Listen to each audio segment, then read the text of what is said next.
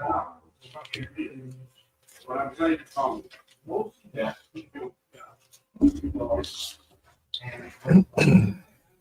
right. Here we go.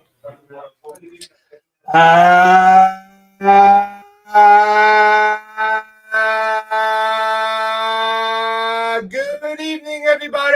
Welcome to a hot Yankees Angles. It is May the 15th in the year of my Lord 2025. And we're going to get right on this. We're going to get right on this topic because it's near and dear to my heart. It's really not Met baseball coverage, but it deals with one Rob Manfred and the unbanning of Pete Rose and every other banned athlete in MLB that is deceased. Pete Rose being unbanning by one Rob Manfred is a travesty with a capital T and exclamation point at the end of it. And before we go any further, Harold, Clark, repeat after me. Rob Manfred hates baseball. Rob Manfred hates baseball. Rob Manfred hates baseball ad nauseum. The man has no guts whatsoever to stick by the ban, the lifetime ban of Pete Rose. Now, the only thing that I could get behind is that one shoeless Joe Jackson has an opportunity to make the Hall of Fame. Now, granted, he did accept a $5,000 bribe, but in the 2019 World Series, one shoeless Joe Jackson batted .375 and threw a guy out at home. If that's how you throw a World Series, sign me up. Holy Christmas. Pete Rose doesn't deserve to be in the county of Otsego. And if you're a geography buff, you know Otsego County is home to the Major League Baseball Hall of Fame, Eric Floyd. What's going on? I am Tri-Interstatal. Thanks for logging on, Eric. I appreciate you, buddy.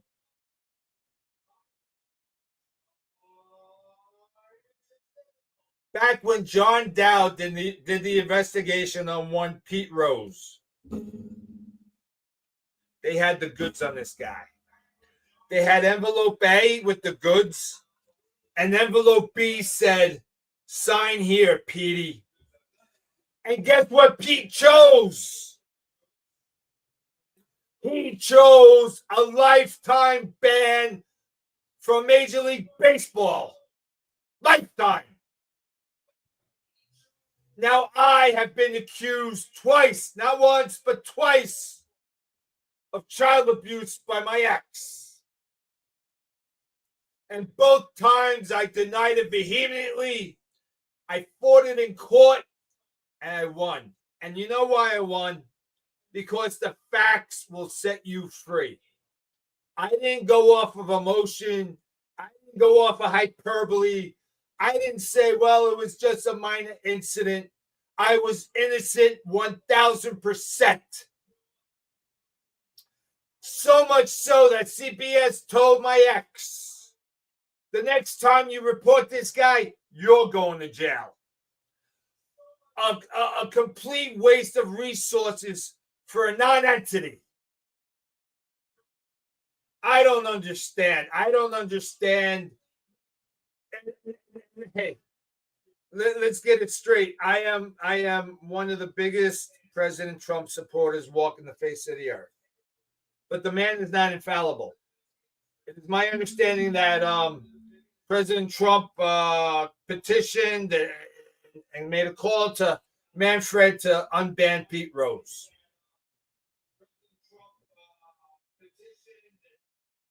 Oh, Clark, it's divine. And let's digress for a moment. It is Christmas Eve for this guy. I am leaving tomorrow to go to Drums, Pennsylvania for the Cigar convention, expo, whatever you'd like to call it. I can't wait. I'm going with Dave and Tom and Bobby and John. And we're going to have a great time at the Cigar Expo. But Pete Rose was guilty of a couple of things. And let me tell you something. They had the goods on him that he bet on baseball as a player. I don't have the proof, but I assure you, they don't go with a lifetime ban if they didn't. Pete Rose did steroids, corked his bats, tax evasion, and the biggest sin, in my opinion, and it's not a humble opinion, it's a factual opinion. It's a factual statement, not even an opinion. And he self-admittedly admitted under oath in a deposition that he had sex with a 16-year-old, so he thought she was 16, in Ohio. And for all fairness, at the time, 16 was the age of consent, but she was still a minor, Pete. And you were 33 freaking years old, married with 2 children, you scumbag.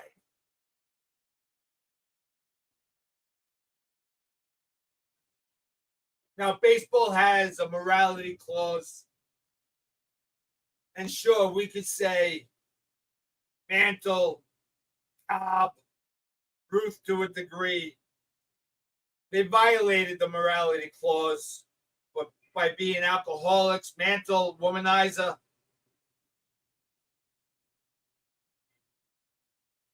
But they didn't have sex with a 16-year-old. What the hell you thinking you're doing, Pete Rose, screwing a 16-year-old? Yes, the Code of Conduct Clause. Thank you, Harold. That fact alone never, ever should have allowed Pete anywhere near Otsego County. Lisa, what's going on? Thanks for logging on. I appreciate you, Lee. Thank you.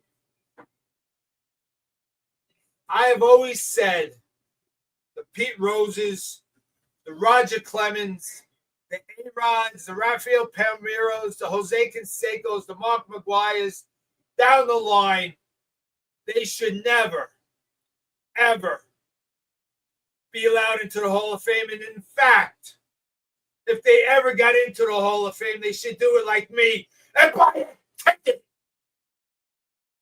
Miss you too, Lisa. Can't wait for you to come back to work, and I hope everything's well on the medical side for you, Lisa. Appreciate you.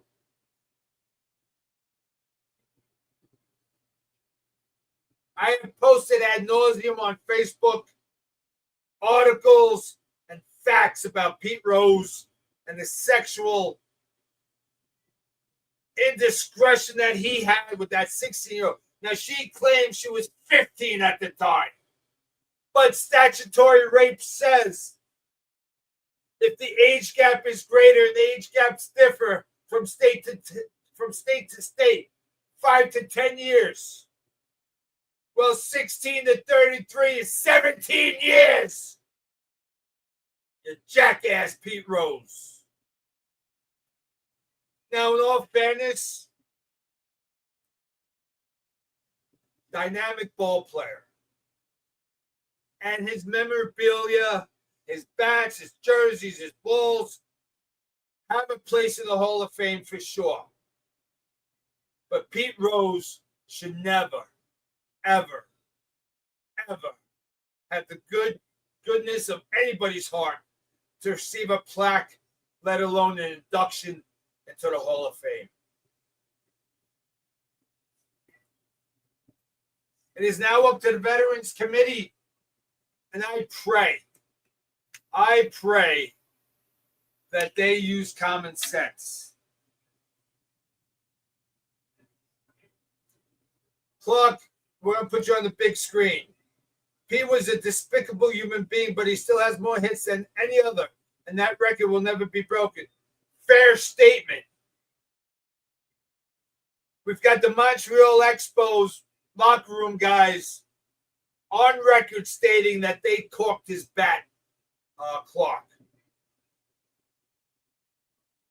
They did x-rays, etc., etc., etc. Pete cheated the universe.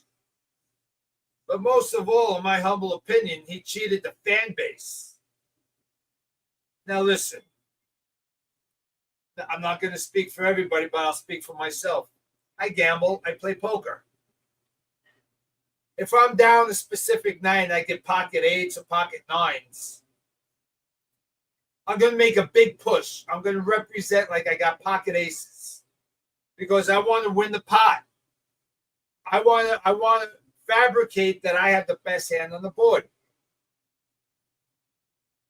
The point that I'm making is, as a gambler, you make decisions you normally don't make. And let's just say, for argument's sake, he actually did bet on his team, although there's proof and documentation that shows that the Reds went on a 5-game losing streak and he made $250,000 on that 5-game losing streak. So if you're betting on your team to win, that's impossible. Lonnie, whoa!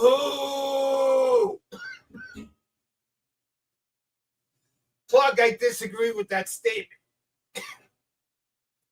Because a hot shot to shortstop or second baseman has a little bit more oomph to get through the infield for a base hit, Clark, off a corked bat.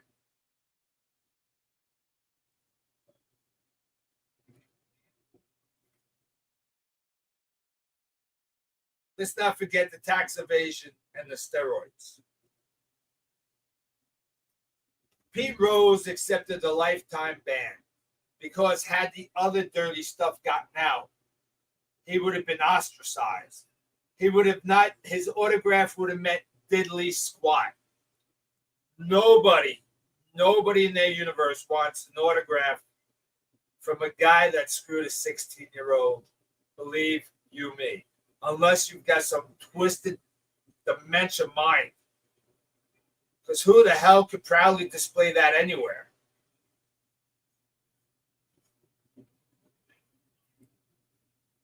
I've said my piece about Pete Rose. I've posted, like I said, ad nauseum. I've got disagreements on the board right here. I understand, Clark, how you feel. I understand. But add up all of his indiscretions, and it equals banned from the Hall of Fame.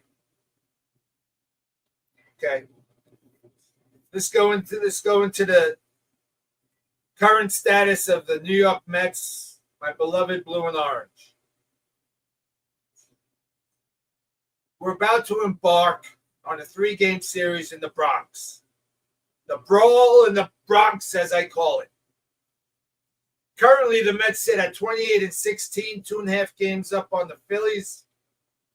And the Yankees, or the Stankies, as we call them on Angie's Angle, sit at 25-18, also 2.5 up on Boston and Toronto.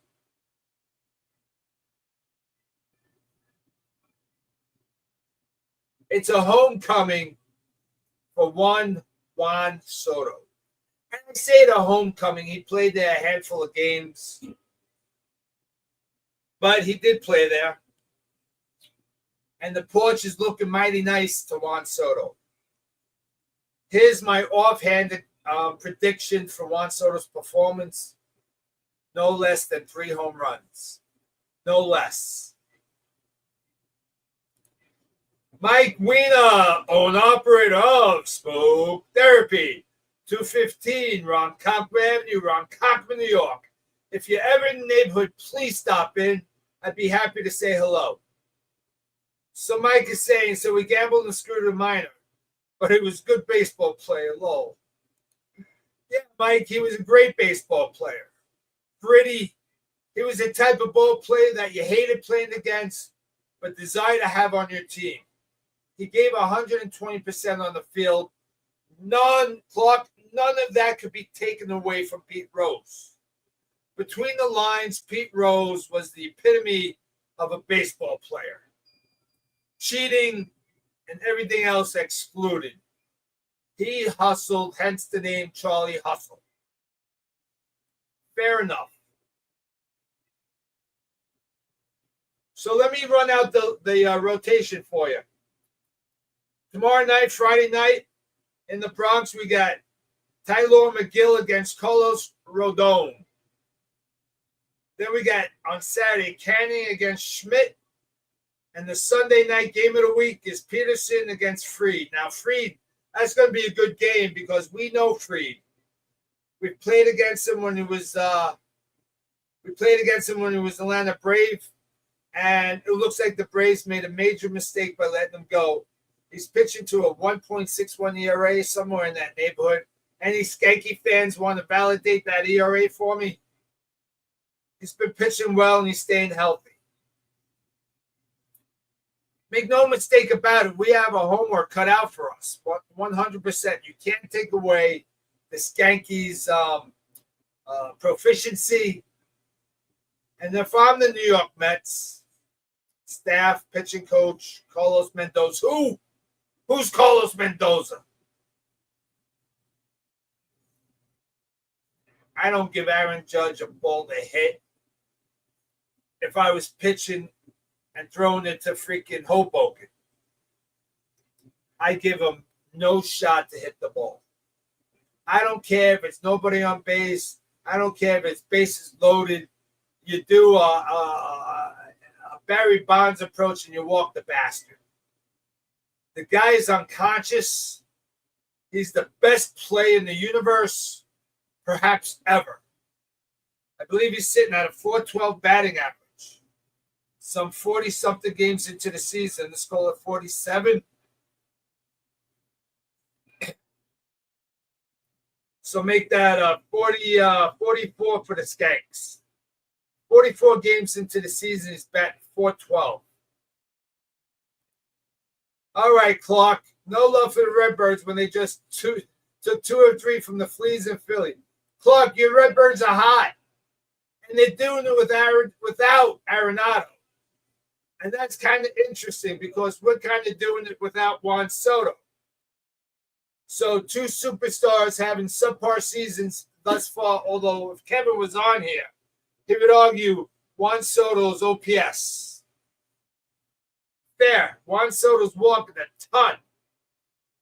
But the New York Mets' problem is we're not hitting with runners in scoring position. I think we're sub 200 batting average with runners in scoring position.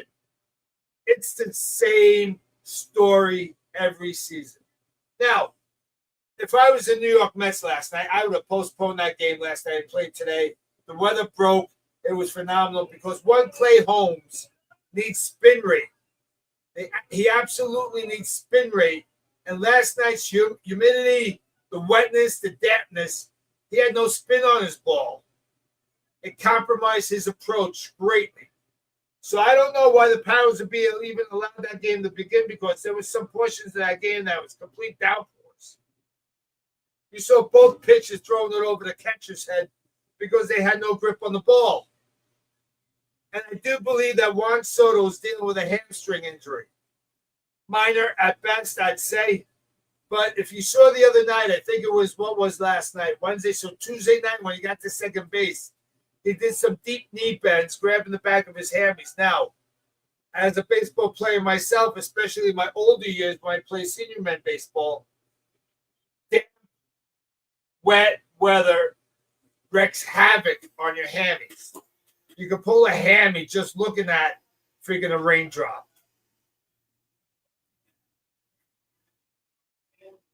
So it's going to be interesting. I'm going to have to watch the games from Pennsylvania.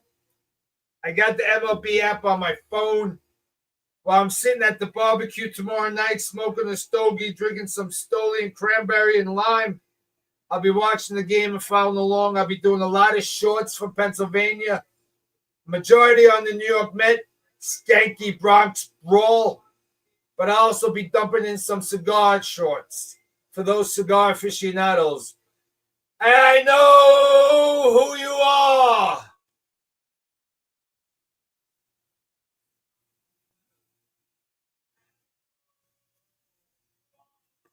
This will be a telltale sign to see where the New York Mets pitching staff and offense sits in their 44th game. The Yankees are a very formidable opponent. We took 2 out of 3 from the low-life Pittsburgh Pirates. I think last night was just a give-me win to the Pirates. Granted, they hit two-run home runs, and we didn't hit the ball a lick. Okay. We either feast or famine, the New York Mets. We either destroy you or we spit the bit. And it was the second time last night that the Mets were shut out. So 2 out of 44 games are being shut out. Okay. Not so horrible, I would say. I accept that. Nobody's ever gone 162-0.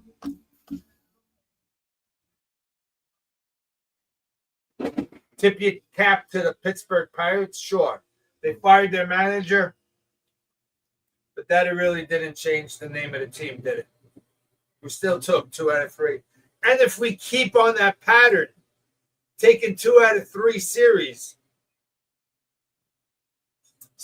out of series, and try to sweep the teams that we can, we're going to be just fine. We're going to be perfect.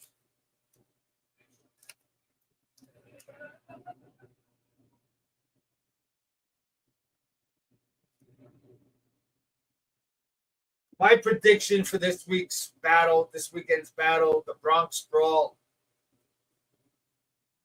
I got the Mets taking the first and third game, and the Yankees grab the Saturday game. That's my prediction. As the famous Meatloaf once said, 2 out of 3 ain't bad. And if we could come out of the Bronx 2 out of 3, we've got a pretty easy schedule coming up.